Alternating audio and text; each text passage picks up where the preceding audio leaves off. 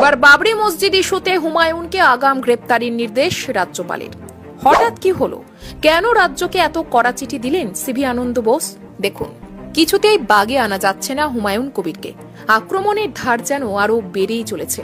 পারদ চড়ছে মুর্শিদাবাদের বাবরি মসজিদ নিয়ে। এরই মধ্যে এবার নড়ে চড়ে বসলেন রাজ্যপাল সিভি আনন্দ বোস। হুমায়ুন কবিরের মন্তব্যের প্রেক্ষিতে রাজ্যে যদি কোনো আইন শৃঙ্খলার অবনতি, তাহলে করতে হবে পদক্ষেপ। প্রিভেন্টিভ অ্যারেস্টের নির্দেশ দিলেন রাজ্যপাল। ইতিমধ্যেই এই বিষয়ে রাজ্য সরকারকে চিঠিও দিয়েছেন বলে জানা যাচ্ছে। 6 ডিসেম্বর বেলডাঙ্গাতে বাবরি মসজিদের শিলান্যাস করবেন বলে জানিয়ে দিয়েছেন হুমায়ুন। তবে জমি পাওয়ার ক্ষেত্রে প্রশাসনের অসহযোগিতার অভিযোগ তুলেছেন তিনি। বেলডাঙ্গার এসডিপিওর বিরুদ্ধে কাজে বাধা এবং ভয় দেখানোর অভিযোগে একেবারে ক্ষোভে ফেটে পড়েছেন। একদিন আগে সাংবাদিকদের মুখোমুখি হয়ে বলেন, আগুন নিয়ে খেলবেন না। পরিষ্কার করে সতর্ক করছে মুর্শিদাবাদ জেলার পুলিশ প্রশাসনকে। এরপরই এসডিপিও উত্তম গড়াইয়ের উদ্দেশ্যে বলেন, হুমায়ুন কবিরের সঙ্গে পাঙ্গা নিতে যাবেন না। যেদিন আপনার কলার ধরে নেব, সেদিন আপনার কলার ছাড়িয়ে নিয়ে যাওয়ার লোক থাকবে না।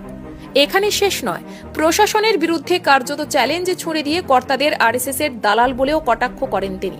সাফ বলেন, মুসলমান ভোট দিয়ে আপনাদের নির্বাচিত করবে আর আপনারা আরএসএস এর দালালি করবেন। আমার চ্যালেঞ্জ, 6 তারিখে রেজিনগর থেকে বহরমপুর পর্যন্ত জাতীয় সড়ক আমার দখলে থাকবে, মুসলিমদের দখলে থাকবে। তার এই মন্তব্যের প্রেক্ষিতে চাপানুতোর তৈরি হয়েছে রাজনৈতিক মহলেও। এরই মধ্যে বড়সড় নির্দেশ দিতে দেখা গেল সিভি আনন্দ বোসকে। তার সাফ কথা, হুমায়ুনের পদক্ষেপে কথায় যদি রাজ্যে আইন শৃঙ্খলার অবনতি হয়, তাহলে তাকে আগাম গ্রেপ্তার করতে হবে। রাজ্য যদি ব্যবস্থা না নেয়, তাহলে রাজ্যপাল নিজেই পদক্ষেপ নেবেন। বিজেপি নেতা সজল ঘোষ যদিও তৃণমূলের বিরুদ্ধে বলছেন, যেটা হুমায়ুন কবির করছেন সেটা অত্যন্ত বিপজ্জনক খেলা। মুসলিম ভোট জড়ো করার এই যে জঘন্য রাজনৈতিক, সেটা তৃণমূল কতটা নগ্নভাবে করে সেটা দেখার জন্য আপনাদের তৃণমূল কংগ্রেসকে দেখতে হবে। বসু, যিনি এই বছরের শুরুতে জেলায় সাম্প্রদায়িক সংঘর্ষের পর মুর্শিদাবাদ সফর করেছিলেন, তিনি বিশ্বাস করেন যে একজন নির্বাচিত জনপ্রতিনিধির এই ধরনের বক্তব্য উস্কানি এবং সাম্প্রদায়িক সম্প্রীতির জন্য হুমকি।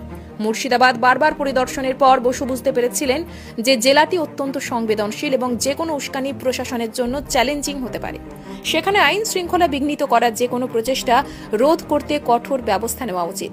ভোটার তালিকার চলমান বিশেষ নিবিড় সংশোধন চলাকালীন বাংলাদেশ থেকে বিপরীত অভিবাসনের সাথে সম্পর্কিত বিষয়গুলি মূল্যায়ন করতে রাজ্যপাল গত মাসে আবার জেলা সফর করেছিলেন।